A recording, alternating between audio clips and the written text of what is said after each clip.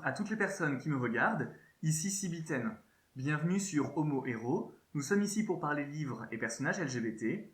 Le principe de la chaîne est le suivant: présenter un ouvrage qui comporte au moins un personnage principal LGBT qui a une scène de sexe explicite, ne faisant pas l'objet d'une ellipse. Deuxième épisode, deuxième livre. Je vous présente aujourd'hui Camarades de Pékin de Bai Tong. Le livre a été édité en France en 2018 par Calment Lévy, mais sa parution en Chine est plus ancienne. Les années 80 sont régulièrement évoquées, sans date plus précise, et le contexte général de l'œuvre correspond à la Chine post-révolution culturelle. Je souhaite commencer cette présentation avec un mot sur l'auteur. Bai Tong est un pseudonyme que l'auteur aurait été obligé de porter pour éviter la répression chinoise. Je dis aurait été obligé de porter car je n'ai pas trouvé de source pour corroborer le propos. L'idée de la probable répression est répétée de la même manière dans l'ensemble des sites internet des revendeurs du livre. Je n'ai pas non plus identifié d'articles de presse ou de formulations distinctes qui me permettraient de l'affirmer.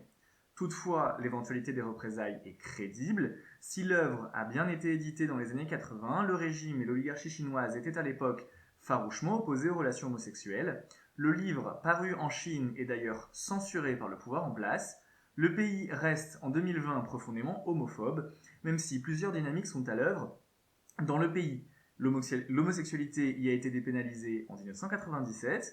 Je vous renvoie en ce sens à l'article de Rose Daniel pour Amnesty International, intitulé Chine, la longue marche des LGBTI, publié en janvier 2019 sur le site de l'ONG. Auteur mystérieux, livre interdit, est-ce la recette d'un monte ouvrage? C'est ce que nous allons voir aujourd'hui.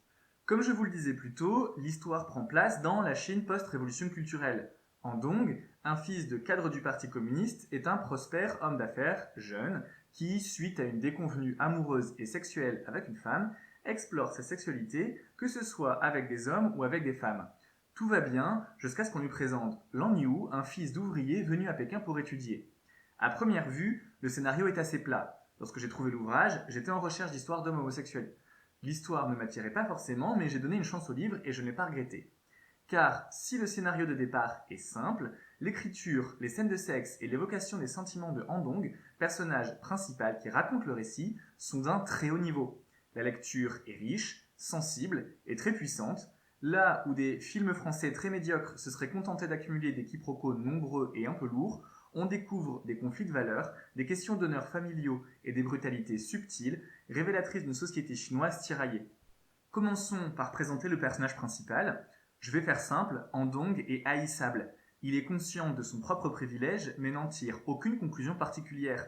La domination économique qu'il exerce et le luxe dans lequel il vit ne l'interrogent aucunement. Il est très caractériel, très égoïste, assez médiocre comme être humain. Le début de l'ouvrage a donc été assez ardu. Mais heureusement débarque Lan Yu, un personnage si sincère, si riche, si discret, qu'il éclipse par sa puissance et son désintérêt les mauvais aspects de Han Dong.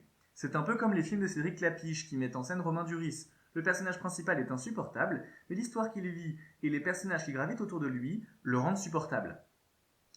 Pour enfoncer le clou, Han Dong est profondément misogyne. Et c'est une caractéristique que je retrouve souvent dans les personnages homosexuels des romans que j'ai lus.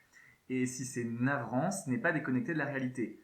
Je vous renvoie en ce sens à la lettre Sexisme, lettre ouverte à nos camarades militants gays, rédigée par Catherine Michaud, Catherine Tripon, Aurélie Nicolas, Marie-Claude Picarda, Emmanuel Campo, Émilie Duret, Flora Bolter et Aurore Fourcy, publiée en mai 2019 dans Tétu. Elles y dénoncent assez justement la misogynie des milieux gays.